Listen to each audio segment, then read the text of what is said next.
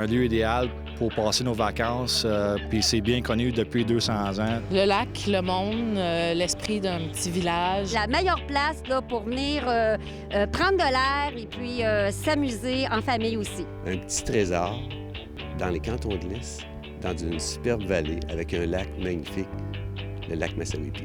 Bienvenue au cœur de North Atlee.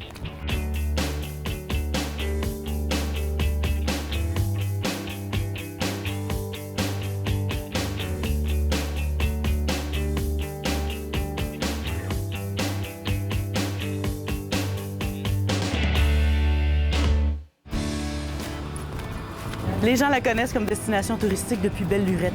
On y vient pour ses bonnes tables, pour les bed and breakfast, pour les auberges et ses boutiques spécialisées.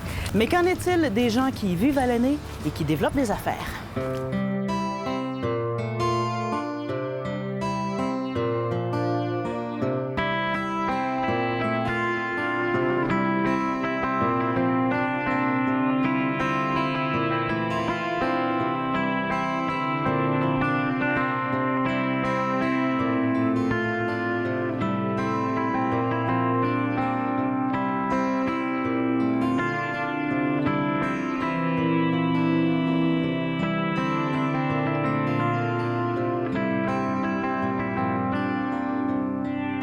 L'année de fondation, c'est 1897. Et pourquoi c'est 1897? C'est parce qu'à l'époque, le gouvernement fédéral avait décidé de créer des municipalités. Donc, quand vous regardez l'âge des municipalités, date toute d'à peu près cette époque-là.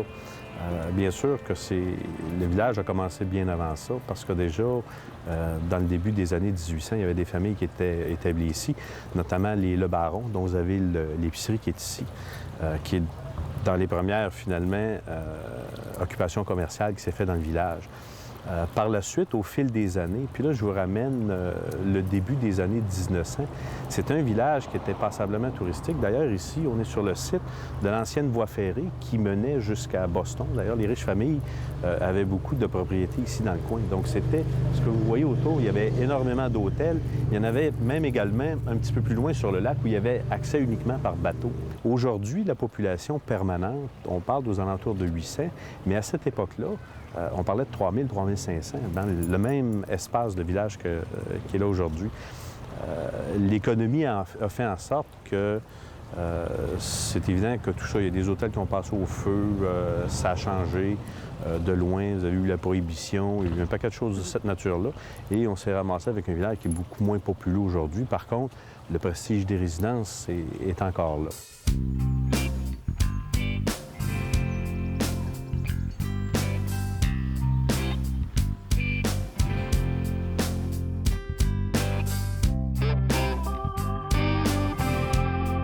Dans l'association, on est une quarantaine à peu près.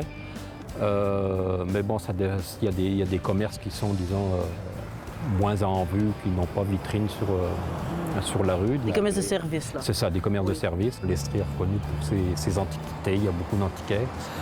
Il y en a qui sont implantés depuis un bon moment.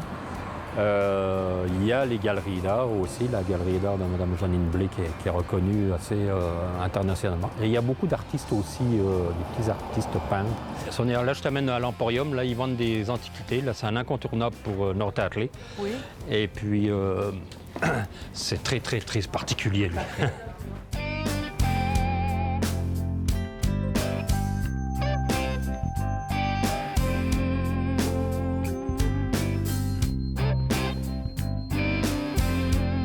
Alors maintenant, on va aller à la boutique Passe-Rose, où c'est une boutique où ils vendent du linge, du très très beau linge, assez haut de gamme.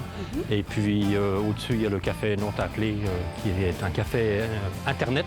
Oui. Donc et la crème glacée. La crème glacée, oui. Ouais, je l'ai vu.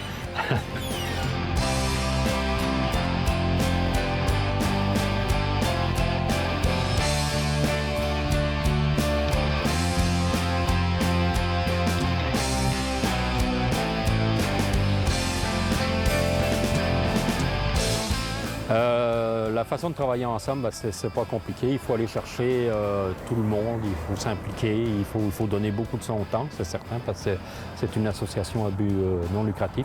Mais c'est pour que le village rayonne, que les gens, les commerçants s'impliquent pour pas juste tirer profit du tourisme, mais pour s'impliquer dans la vie du village aussi. On a un plan de développement. Là, on est en train de faire une brochure de publicité pour les commerces locaux, chose qui n'avait jamais été faite. Donc, on va impliquer beaucoup de commerces locaux qui n'étaient pas nécessairement membres de l'association. Et puis, on va distribuer ça à toutes les municipalités à travers autour du lac. Sonia, là, je t'amène chez Pomme Grenade. Ça, c'est aussi un incontournable à North-Ackley. Là, tu verras, il y a de tout pour tout. Oui, je Alors, vois ça. après toi. Déjà, sur la galerie, c'est... Oui. Alors, c'est ça. Ici, on trouve de tout. Les gens mettent beaucoup de choses en consignation, de la vaisselle, de tout. Puis, Madame le baron se charge de vendre tout ça. Beaucoup Alors, d'antiquités, beaucoup de trouvailles, des livres, il y a de tout.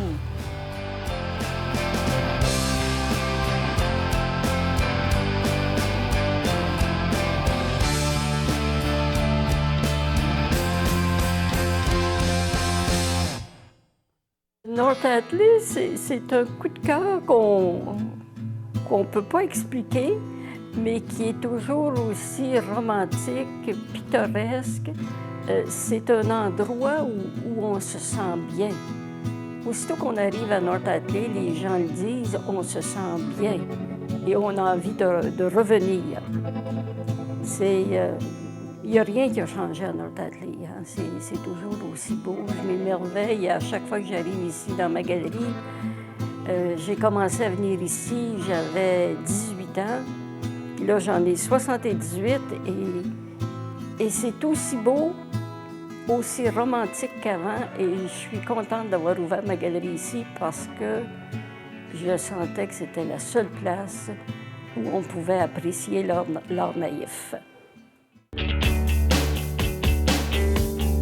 Ce que j'aime du col du village de North-Ackley, c'est que le village est entouré du lac, de beaucoup de chalets, la villégiature, mais aussi des gens qui viennent d'un peu partout, des États-Unis, du Québec, de Montréal. C'est une très belle place, des gens qui sont bien agréables. L'âme du village à l'ancienne, disons, la nostalgie du passé, un village fort sympathique autour du lac Massawippi, avec des images, disons, avec une nature magnifique, exceptionnelle. Ah, l'ambiance, l'architecture, bien sûr, il fait beau. On se connaît un l'autre. On peut se voir un l'autre. Il y a toujours de l'entraide qui se fait. On n'est pas pris d'un bloc de ciment. C'est idéal. La nature, les animaux, les chevreuils qu'on a là dans le jardin, c'est magnifique. Le lac, la chaleur, le petit village, les gens sont agréables, on a beaucoup de monde en été. Les gens sont heureux, il y a une belle qualité de vie ici à North-Ackley, c'est merveilleux. C'est plus tranquille, mais les paysages sont superbes. Venez faire un tour à North-Ackley.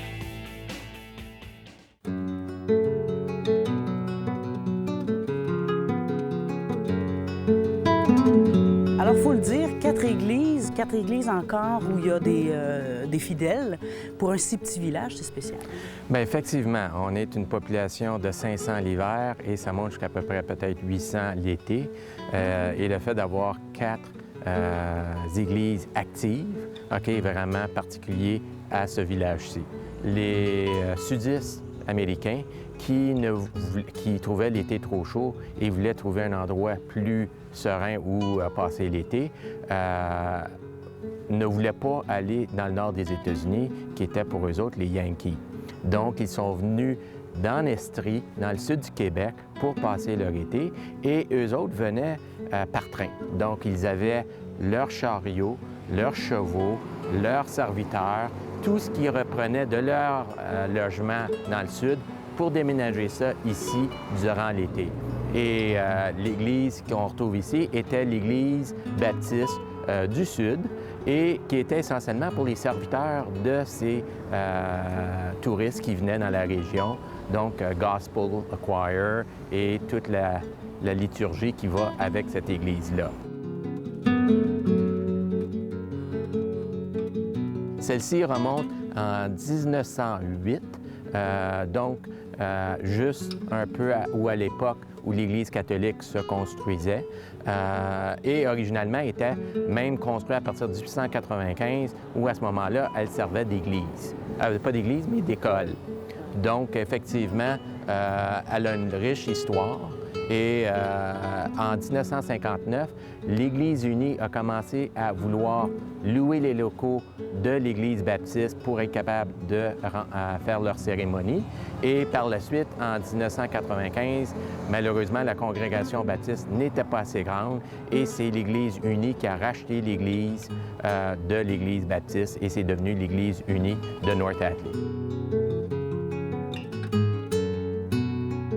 Nous nous retrouvons présentement à l'église Saint-Barnabas.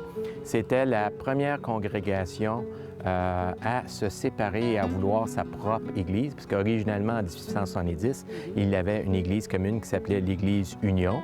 Et la congrégation de Saint-Barnabas, qui était anglicane, a été la première à vouloir se construire. Donc, en 1894, cette église a été construite et, comme pour plusieurs églises, c'était la famille Le Baron qui a donné les terrains pour que l'Église puisse se construire. En effet, la famille Le Baron a donné tous les terrains, sauf pour l'Église catholique, où c'était la famille Bean qui a fait la vente du terrain.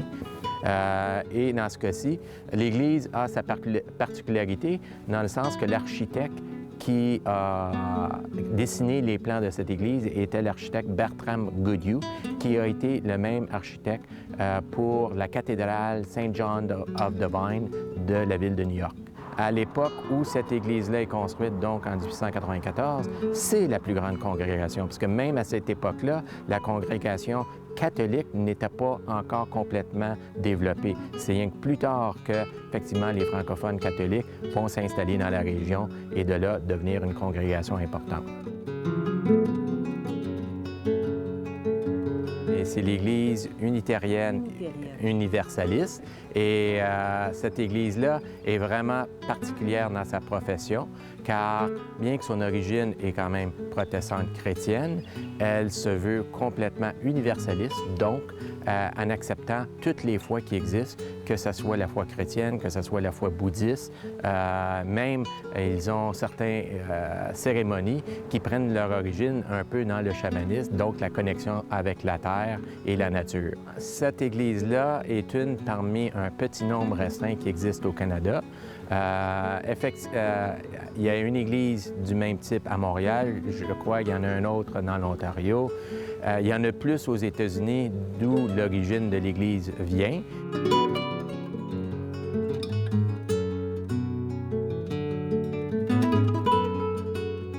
Nous sommes ici à l'Église catholique. Cette église a été construite en 1913.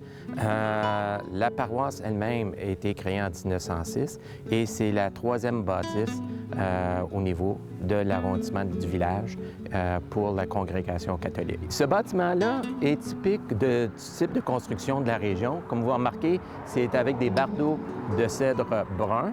Et c'était une méthode qui était utilisée dans la construction de l'Estrie et en même temps de la Nouvelle-Angleterre. À ce moment-ci, c'est une des congrégations les plus nombreuses dans le village.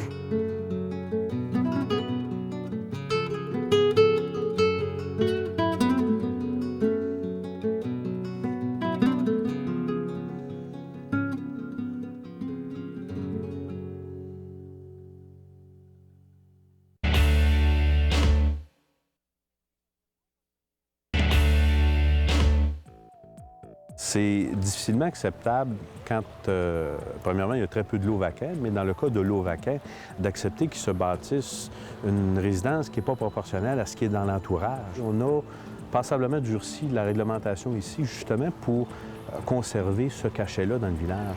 Et il y a des conséquences à ça, c'est qu'on a une évaluation foncière qui est élevée.